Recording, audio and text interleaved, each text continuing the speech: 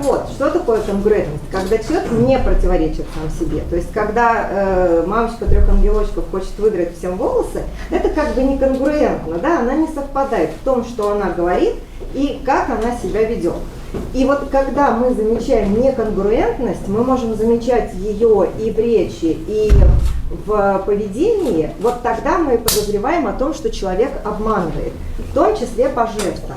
Если мы с вами не учтем, не запомним, что такое конгруентность, так душно не будет весь наш сеанс. Душно не в помещении, я имею в виду, а от теории, да, нам нужно только вот запомнить эту дурацкую конгруентность.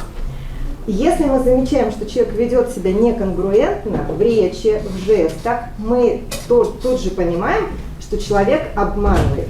Поэтому вы можете все вот эти статьи про, там, если носки обуви повернуты туда, то человек хочет уйти, если сложил руки вот так, то человек закрывается.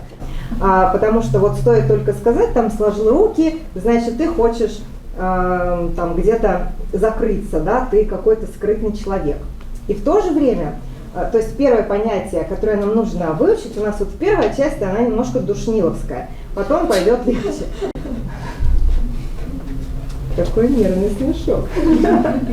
Ну нет, все нормально. Это конгруентность. Запомнили, да? Поняли, что такое конгруентность? Давайте теперь пример. Вы мне объясните, что здесь пошло не так. У меня была конфликтная ситуация в магазине, я написала на человека жалобу, пришла на следующий день, говорю, ну-ка покажите, что мне ответили на мою жалобу. И мне показывают, я вам прям цитирую, сотрудник работал по стандартам организации, корректирующая беседа проведена.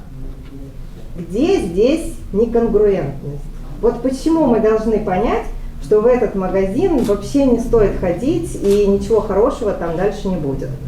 Но если он работал по стандартам, то при чем тут корректирующая беседа? Yes, да. То есть если он делал все правильно по стандартам, то зачем ему провели корректирующую беседу? А если корректирующую беседу провели, то зачем говорить о том, что сотрудник в общем-то прав, если он работал по стандартам? Что мы здесь понимаем? Вот мы нашли неконгруентность, несостыковку. Что мы должны понять про этого руководителя? Что он не клиентоориентирован. Ну, Он защищает или он не сотрудника. знает, что такое конгруентность. Да, конечно, вообще. Там синдром всех рядов сразу никогда не вылечится. Вот простыми словами, что мы должны понять? Вот мы, допустим, хотели бы с этим человеком дальше общаться. Мы его знаем, это наш сосед. Но мы увидели эту надпись, и что мы поняли? Что они заманивают покупателей, Нет, мы поняли, что на самом деле ему плевать. То есть он написал стандартную отписку, а как-то там разбираться в ситуации он не будет. И вот по таким мелким вещам мы можем замечать неконгруентность. В том числе обман, да, обман в жестах. Например, смотрите, единственный жест, который вы должны запомнить, это то, что когда человек не доверяет тем людям, которые рядом с ним, он никогда не повернется к ним спиной. Потому что что? А почему опасно? Нет глаз. Что? Да, ну, как бы не обязательно прям по-настоящему, да, но ты инстинктивно этого можешь ожидать. И когда ты не можешь контролировать людей, которым ты не доверяешь, ну ты не допустишь такой ситуации, ты всегда будешь их контролировать. Вот это те вещи, которые у нас, это единственные жесты, которым стоит доверять. Во всем остальном мы с вами опираемся на понятие конгруентности. Если человек, вы навряд ли смотрели этот фильм, потому что он старше вас, «Остров проклятых» с Леонардо Ди Каприо. Кто его не смотрел? Ты его не смотрел? Кто его не смотрел? Я не смотрел. Вот он не смотрел. Его нужно в раз смотреть. Да. Сегодня пересмотрел. Там, я не буду жестко спойлерить, в общем, там есть такой эпизод, когда главные герои, они приезжают в одну организацию, в которой все им кажется подозрительными. И они ложатся там спать. И вот когда будете смотреть, обратите внимание, герой, которого играет Леонардо Ди Каприо, говорит: я не доверяю этому месту, здесь творится что-то непонятное, необъяснимое. И что он делает? Он поворачивается к стене лицом и засыпает. То есть вот это неконгруентность. Ну понятно, что это не настоящая ситуация, это такой режиссерский ляп, но вот когда человек кому-то не доверяет, он не повернется к нему спиной. Если повернулся, значит доверяет. Вот эти вот все сделал так, сделал сяк, потрогал тут, потрогал сям, это ерунда на самом деле, потому что у человека могут быть разные причины, почему он делает такие жесты. И эти причины могут быть вообще никак не связаны с какими-то психологическими причинами. Например, человеку холодно, и он сделал так. Или он себя как-то неуютно почувствовал в своей одежде. Или он всегда так делает, ему просто так удобно, ему так нравится. Да? Или, ну, например, у него там пятно, он, у меня же пятно, встал, прикрылся, все в порядке, теперь я чувствую себя хорошо.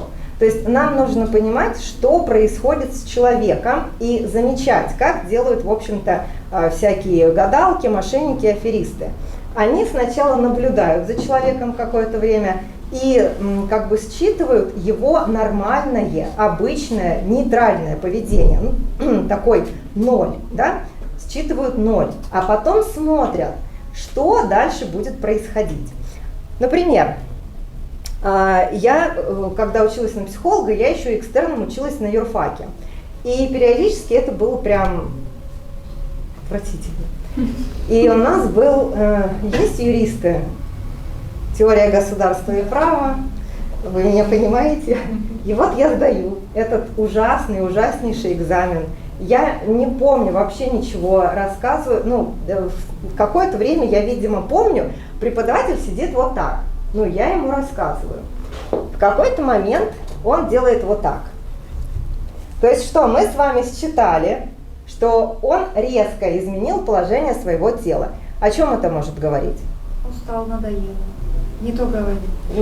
Плохо пахнет. Нет, ну о чем это может? Плохо себя чувствует?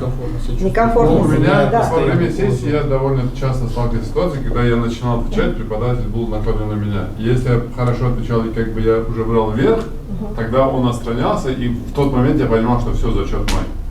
У тебя был какой-то неправильный Много преподаватель. такого. Нет, наоборот. Потому что в моем случае это означало то, что что-то пошло не так. Да? Что может пойти не так? Либо я вдруг стала отвечать великолепно, что навряд ли, учитывая, что я не в зуб ногой, либо я стала нести ну совсем уж какую-то несуразицу, и вот это просто разорвало все наши краткосрочные отношения. Я думаю, так, стоп, я все поняла, 3-й курс, я уже тут немножечко понимаю. Я начинаю опять то же самое, что было в начале, только другими словами. Он опять идет вперед, все нормально, но я не знаю, что еще сказать по этой теме, и начинаю дальше придумывать. Он опять назад. То есть вот мы по тому, как меняется положение тела человека, можем понимать, в принципе, что с ним происходит. У него что-то вот изменилось, да, и мы должны считать этот момент, что что-то изменилось. Либо вы разговариваете с человеком, и вы какое-то время разговариваете, все нормально, вы спокойны, он спокоен, и в один момент он начинает много жестикулировать. Он говорит, ну, ты знаешь, в общем-то, даже вот там траля-ля, тут почесалась, тут потянулась, тут поправилась, тут еще что-то сделалось.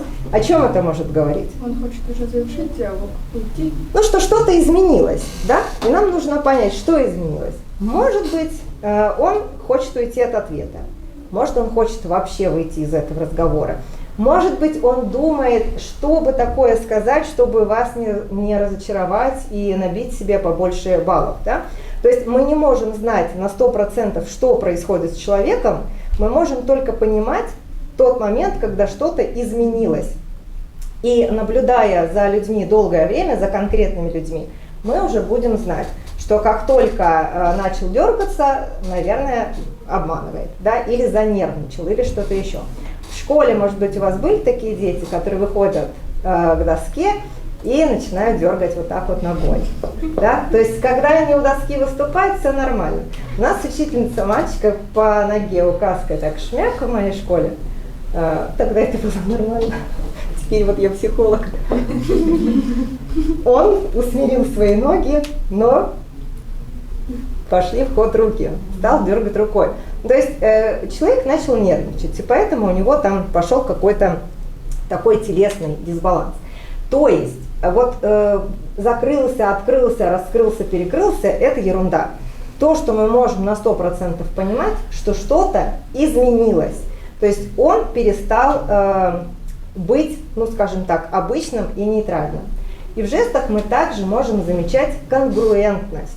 Когда человек рассказывает вам о том, что «да я не волнуюсь, все в порядке, я не злюсь». Конгруентно? Что, правда? Нет, потому что его жесты говорят о том, что он вообще взбешен, сейчас разорвет кого-нибудь на куски. Да? И чему больше верить? Словам человека или жестам? Действие. Жестом. Жестам. Почему? Ну, не подсознательно, всегда не контролируем. Да, мы их не можем проконтролировать. Даже когда ты психолог, ты знаешь это все, ты пытаешься себя на какое-то время контролировать, но ты не можешь долго находиться в этом состоянии. Тебя все равно что-то выбивает, и ты уже выскочил, и уже трясешь руками и кричишь, что да я не психую, все нормально.